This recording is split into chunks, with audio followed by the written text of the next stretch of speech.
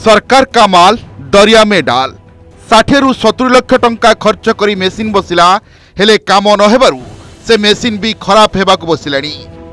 प्रशासनिक अवहेलारू लोकंक पैसार किभली अपचय हुए ताहा देखिबाकु मिलिछि नवरंगपुर जिला उमरकोट रे। राष्ट्रीय कृषि उद्योग योजना रे केंद्र सरकार का अनुदान रे ओरमास पक्षरु देशर प्रथम पायरोलाइजर प्लांट प्रतिष्ठा करा जायथिला। कृषि प्रवण जिले में वर्ज्यवस्तु परिचालना होइतला एही प्लांट बाड़ी बगीचारे और खेतरे पड़ुथबा नड़ा काठीकुटा को प्रक्रियाकरण करा जाई एथुरु जैव खत और रंधन गैस और पिचु भली सामग्री उत्पादन करा जिबाकु लक्ष्य रखा जायथिला, जहां क्षुद्र शिल्प भावे काम करिथांता। स्थानीय लोक भी निजुक्ति सुविधा पाइथांते। हेले एही प्लांट प्रतिष्ठा हेबार 1.5 वर्ष बीती जाइथिले भी आज जाए कार्यक्षम होई परला नहीं। जदि एही शिल्प आरंभ करा जाए ताहले चाषी मध्य 2 पैसा रोजगार पाइबे और मिशन शक्ति माध्यम रे स्वयं सहायता गोष्ठी को दिया जाए ताहले महिला आर्थिक स्थिति मजबूत होई परिबो बोली लोके कहिसंती। मिसी गलानी एबे ऑलरेडी कलंक खाइकरी प्लांटटा खराब हेबा उपर अछि।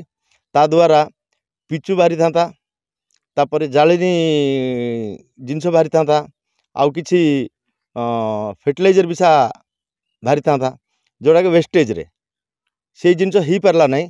तापाई सरकार निश्चय ता उपरे पदक्षेप नौ, जोटा कि से क्षुद्र शिल्पटा चलिकी ये अंचल किसी डस्ट ये सब मिसेकरी लोकंर 2 पैसा उपाधि मिलबो एवं ये अंचल उन्नति मिसा हो। ताइरु जो जिनिस तैयारी होबो देखो तो गैस बाहरिबो, पिचु बाहरिबो, आउ माने ऑर्गेनिक फर्टिलाइजर बाहरिबो।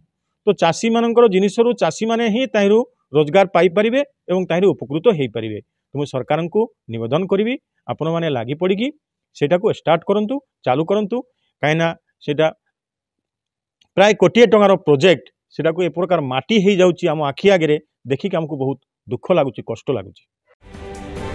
वर्तमान उक्त प्लांट टी ओरमास अधीन रहितबा बेले घटना को नहीं ओरमास जिला मुख्य कहिसंती उद्घाटन पर 2टी महिला स्वयं सहायता गोष्ठी को तालीम दिया जाई हस्तांतर करा जायथिला।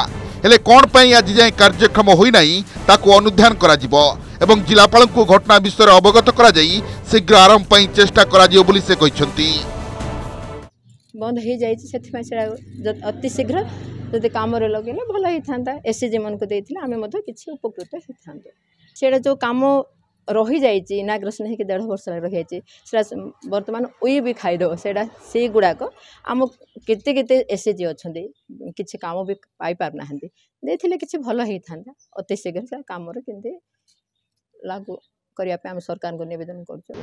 निश्चित भाव बर्तमान ओरमास तरफ कहले कहीं जिलार जो प्रोजेक्ट जिलार निश्चित भाव ओरमास गोटे पार्ट आम तार बिक्री बटा करने बेस पदक्षेप नबू। विगत दिन मानक किसी न्यायला बर्तमान हैंडओवर होती कौन होती पुनः तर्जमा करेंगे। तर्जमा करके आपको गोटे पुणी थे मेरुदंडा जोटा रही आउ थे स्ट्रीमलाइन को आने प्रचेषा करेंगे। शिल्प विहीन नवरंगपुर जिलार उमरकोट ठारे प्राय 50 लाख टंका विनियोग निर्माण करा जायथिला पायरोलाइजर प्लांट। उद्घाटनर 1.5 वर्ष पर मध्य ताहा कार्यक्षम हो पारि नाही। वर्तमान पायरोलाइजर प्लांटटी कलंकी खाइबाकू बसिलाणी। एबे देखिबाकू बाकी रहिला केबे एहा कार्यक्षम होउची ओ एहार लाभ लोके उठाई पारुछंती। उमरकोट रु संतोष शतपथी।